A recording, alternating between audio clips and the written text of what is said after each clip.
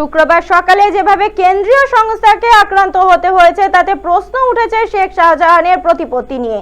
কতটা প্রভাবশালী হলে হাজারের বেশি অনুগামী একসঙ্গে হাজির হয়ে আক্রমণ করতে পারে, এই প্রসঙ্গে বিস্ফোরক দাবি করছে বিজেপি। গেরুয়া শিবিরের দাবি রোহিঙ্গাদের আশ্রয় দিয়ে থাকেন শেখ শাহজাহান। এদিনের হামলায় সেই রোহিঙ্গারা অংশ নিয়েছিলেন কিনা সেই প্রশ্ন তুলছে বিরোধীরা। এই ঘটনা স্বরাষ্ট্র মন্ত্রকের গোচরে আনতে চান বিজেপি নেতারা। এনআইএ তদন্তের দাবিও জানিয়েছেন বিরোধী দলনেতা শুভেন্দু অধিকারী।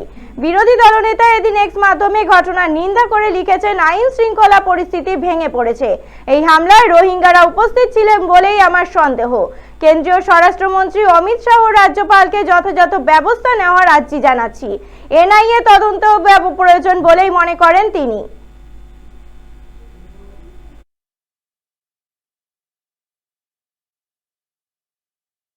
গাড়ি